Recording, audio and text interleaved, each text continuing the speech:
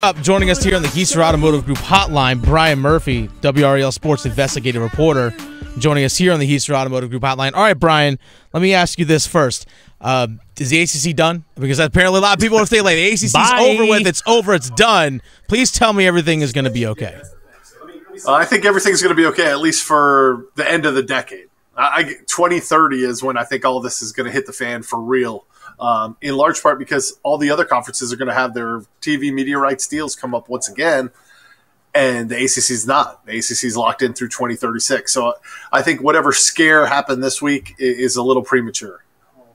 You keep on throwing that date around 2036. I mean, my goodness, that feels like forever from now. Brian, any idea what the choice four-letter words that were reportedly being thrown around were? Any clue on that one? I don't. I think we can all probably guess. And don't repeat them. We still have the SEC that we have to deal with, okay? I mean, the commissioner was just on, ESPN reported there were some contentious meetings. The commissioner was just on the ACC network and sounded like a marriage counselor in some ways, talking about how this is healthy. It's good for us to go through moments like this because it leads to breakthroughs on the other side, and these are healthy conversations.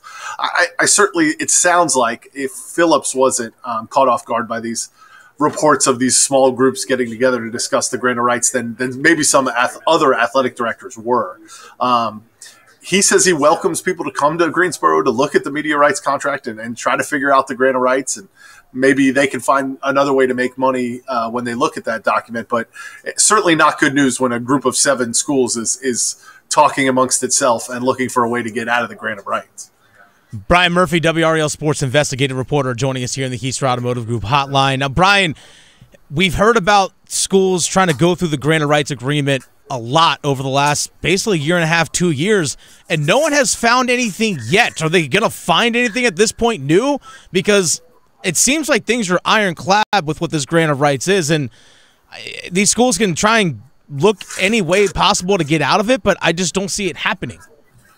What I keep coming back to is Texas and Oklahoma were bound by the grant of rights, and they're not leaving until their grant of rights is over. They may have been able to negotiate, I think, a 1-year early exit, but USC and UCLA, they're not leaving until their grant of rights is over.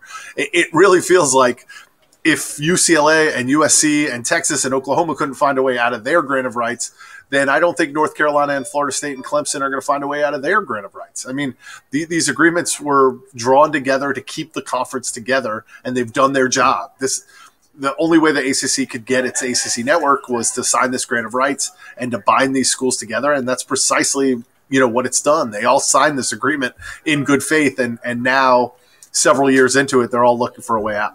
You bring up the marriage counseling aspect of all this.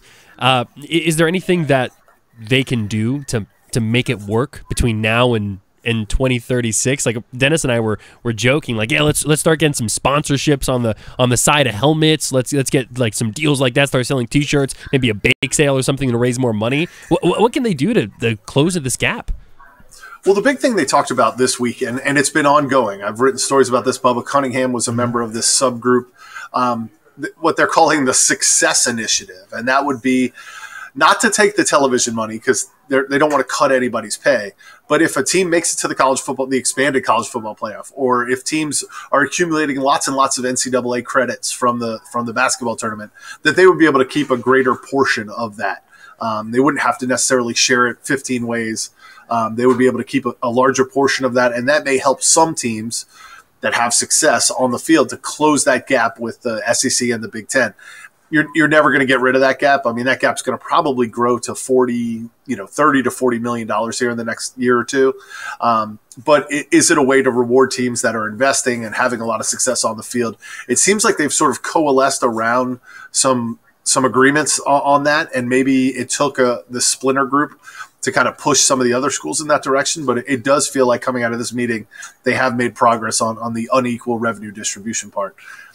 As to your other part, I think the ACC needs to be open to all kinds of stuff. They need to be open to anything that would generate revenue.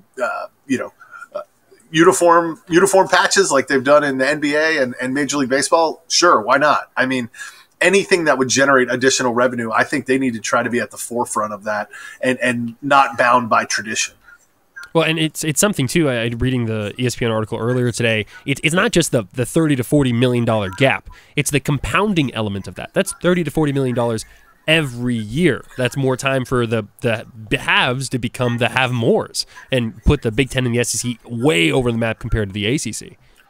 Yeah, and think about everything that's happening in college athletics. Courtney Bangart, she's the women's basketball coach at UNC, said something at the ACC tip-off that has really stuck with me. She said, if your school is making this much money, then you can pour all that money into facilities. You can pour that into coaching salaries. You can pour it into all the things you want. That unleashes your donors to do NIL.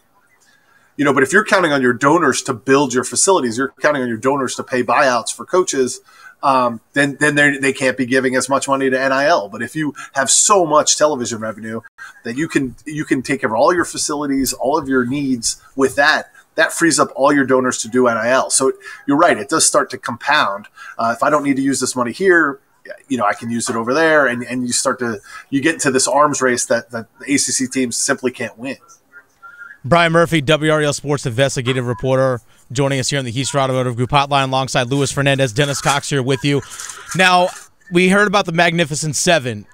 How many schools would it take to, for lack of a better term, almost dissolve the ACC? If we got a vast majority that said, no, we're out, how many schools would it take to actually splinter this thing up if they really wanted to go that route?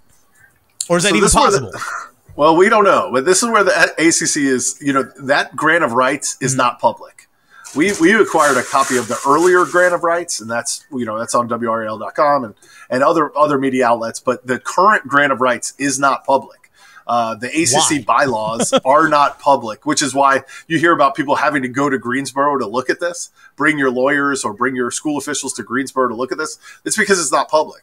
UNC or NC State doesn't have a copy of it, because if they had a copy of it, we could request it and get it, and it would be public. So the conference has kept that under lock and key. I do know that, to change the revenue sharing, for example, it takes 10 out of the 15. Okay. So does it take a simple majority, 8 out of 15, to dissolve the conference? Does it take 2/3 vote, 10 out of 15? I mean, the other thing is ESPN has the conference locked down for a long time. I don't think they're going to go quietly into the night and just let the ACC dissolve. Yeah. Yeah, and why isn't if there are public schools that are getting money from the ACC or ESPN regarding with grant of rights and money being distributed to them, if they're public universities, why isn't this available to them publicly and also available to the public if public universities are receiving this money? Yeah, I mean, the money, the only reason we know what the ACC gets or distributes to each school is because they have to file 990 forms. They're a nonprofit. You have to file a 990 form with the IRS. And that's the only way through. I've studied those documents. I have 20 years worth of those documents for every Power 5 conference. That's the only way I can find to see what they get from television revenue, what they get from NCAA tournament revenue, what the conference actually distributes to each individual school is through those 990 forms.